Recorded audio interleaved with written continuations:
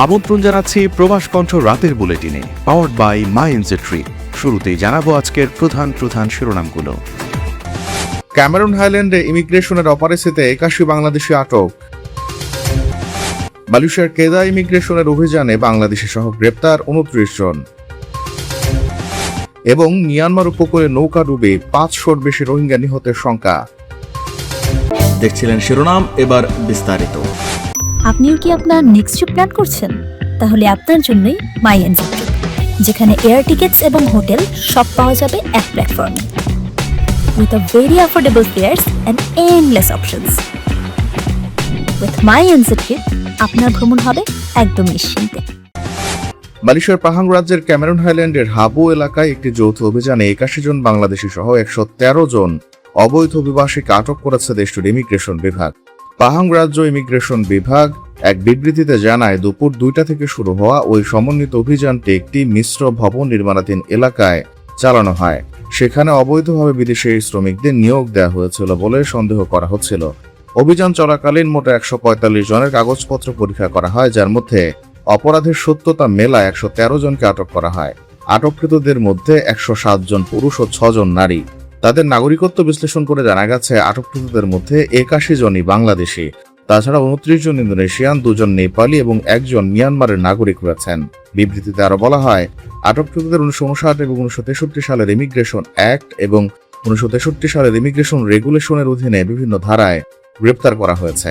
এর মধ্যে বৈধ ভ্রমণ নথি বা পাসপোর্ট না থাকা 61 জন, ভিসার মেয়াদ শেষ হওয়ার পরও অবস্থান করায় 26 জন, ভুয়া নথি ব্যবহারের দায়ে 1 জন এবং ভিসার শর্ত লঙ্ঘনের অভিযোগে 27 জনকে আটক করা হয়।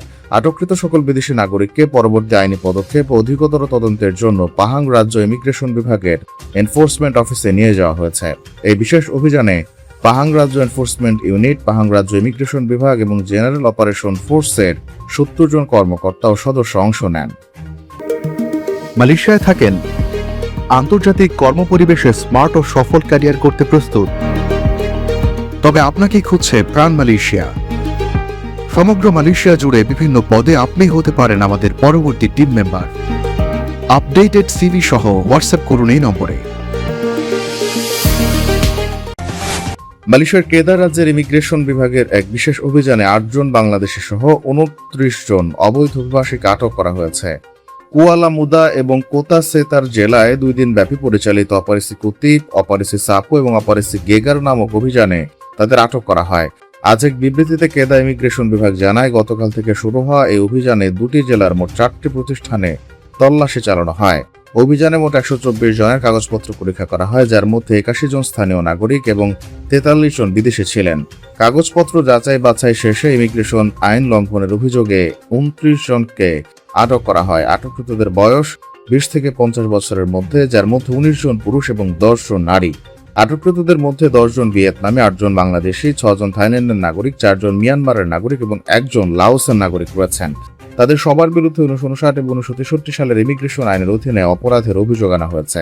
বিবৃতিতে আরো বলা হয়, অবৈধ অভিবাসীদের নিয়োগ এবং আশ্রয় দেওয়ার সন্দেহে অভিযান চালানো হয় এবং কেদা ইমিগ্রেশন বিভাগের 19 জন কর্মকর্তা এতে অংশ নেন। অভিযান চলাকালীন একটি রাতের বাজারে কয়েকজন স্থানীয় নিয়োগকর্তা তাদের অধীনে কর্মরত বিদেশি শ্রমিকদের লুকানোর চেষ্টা করেন। ইমিগ্রেশন কর্মকর্তাদের দেখামাত্র নিয়োগকর্তারা শ্রমিকদের পালিয়ে যাওয়ার জন্য চিৎকার করতে থাকেন। তবে ইমিগ্রেশন টিমের দ্রুত পদক্ষেপ এবং চারপাশ ঘিরে ফেলার দক্ষ কৌশলের কারণে তাদের পালানোর চেষ্টা ব্যর্থ হয় এবং অভিযুক্ত সবাইকে আটক করা সম্ভব হয়।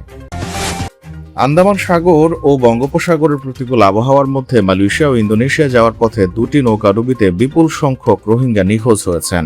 কাঠের তৈরি ছোট নৌকায় করে বিপজ্জনক সমুদ্র পথ পাড়ি দিতে গিয়ে এই ভয়াবহ দুর্ঘটনা ঘটে। উন্নত জীবনের আশায় ঝুঁকিপূর্ণ এই পথে যাত্রা করতে গিয়ে মাঝ সমুদ্রে প্রাণহানির মুখে পড়েছেন তারা। গত 8 জুলাই মিয়ানমারের ইরাবতী উপকূলের কাছে একটি নৌকা ডুবে যায় এবং অন্য একটির সঙ্গে যোগাযোগ বিচ্ছিন্ন হয়ে পড়ে। বৃহস্পতিবার এক যৌথ বিবৃতিতে জাতিসংঘের শরণার্থী বিষয়ক সংস্থা UNHCR ও আন্তর্জাতিক অভিবাসন সংস্থা IOM এই তথ্য জানিয়েছে।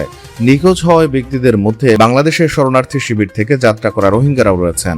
এই 2টি নৌকাডুবির ঘটনায় 500 জনেরও বেশি মানুষের মৃত্যু হয়েছে বলে আশঙ্কা করছে জাতিসংঘ। নিহতদের অধিকাংশ জাতিগত সংখ্যালঘু রোহিঙ্গা সম্প্রদায়ের সদস্য। তবে হতাহতের এই সংখ্যা এখন আনুষ্ঠানিকভাবে নিশ্চিত করা সম্ভব হয়নি। সম্ভাব্য এই বিপুল প্রাণহানির ঘটনায় গভীর উদ্বেগ প্রকাশ করেছে সংস্থা দুটি।